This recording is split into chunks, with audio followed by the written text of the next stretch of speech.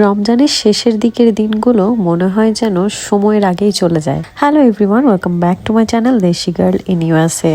রমজান মাসের শুরু থেকে শপিং করা শুরু করলেও মেয়েদের শপিং কখনো শেষ হয় না। শেষের দিকে এত তাড়াহুড়ো লেগে যায়, মনে হয় যেন দিনগুলো সময়ের আগেই চলে যাচ্ছে। এবার আমরা শপিংটাও একটু লেট করে শুরু করেছি, কারণ যুদ্ধের কারণে আমেরিকাতে একটু শিপমেন্টের প্রবলেম হচ্ছিল। আমরা ওয়েট করছিলাম কখন নতুন প্রোডাক্ট আসবে, এটার জন্য একটু লেট হয়ে গিয়েছে। ইন্তিহার জন্য তো সেদিন ড্রেস নিয়ে নিয়েছিলাম, কিন্তু ওর বাবা বলছিল যে ওটা তো তুমি নিয়েছো, আমার তরফ থেকে তো কিছু নেওয়া হয়নি, চলো আমি আমার মেয়ের জন্য আজকে শপিং করব।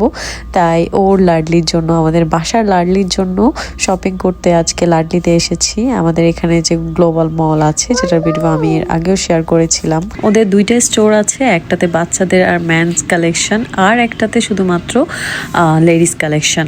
তো বাচ্চাদের ড্রেসগুলো এত কিউট ছিল, মানে বাচ্চাদের ড্রেস যেখানেই দেখি সেখানে এত কিউট লাগে যে সবগুলো নিয়ে নিতে ইচ্ছে করে। এরপর রানা বলল তোমার জন্য কিছু দেখো, তো বড়দের কালেকশন দেখলাম, তবে আমার কাছে এবার বড়দের কালেকশন খুব বেশি একটা ইউনিক মনে হয়নি, সব একই টাইপের ড্রেস ছিল। তবে কিছু কিছু লেহেঙ্গা আমার পছন্দ হয়েছিল, ইউনিক কোনো লেহেঙ্গা নিতে চাইলে ঠিক আছে, বাট এখন তো লেহেঙ্গা নেওয়ার প্ল্যান ছিল না। তবে আমার কাছে এই পিঙ্ক গারবা লেহেঙ্গাটা এত ভালো লেগেছিল, আমি শুধু বারবার গিয়ে লেহেঙ্গাটা দেখছিলাম, এটা ঘের এত বেশি ছিল, ওকেও দেখাচ্ছিলাম যে দেখো কি সুন্দর। স্টাফরাও আমাকে বলছিল ম্যাম আপনি ট্রায়াল দিয়ে দেখেন। আমি ভাবছিলাম ট্রায়াল দিয়ে দেখলে যদি আরো বেশি ভালো লেগে যায় তখন তো না নিয়ে যেতে পারবো না, তাই আর ট্রায়াল দিইনি। এরপর এখানে পেমেন্ট করে যাই অন্য দোকানে চুড়ি খোঁজার জন্য। পরে একটা চুড়ি দোকানে ঢুকি, দেখি এখানে অনেক রকমের চুড়ি ছিল, তবে কাশ্মীরি চুড়িটা ছিল না।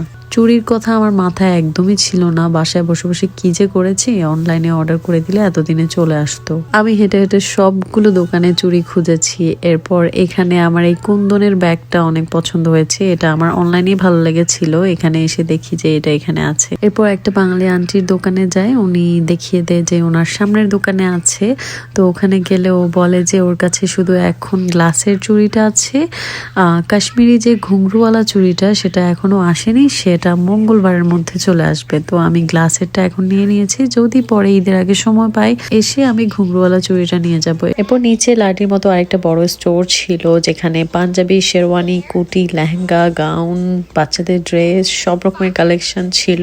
তো এখানেও আমি আমার জন্য ড্রেস খুঁজি, কিন্তু আনফরচুনেটলি এই ধরনের ড্রেসগুলো আমার কাছে আছে, সো আনকমন কিছু পাইনি দেখে আর নেওয়া হয়নি।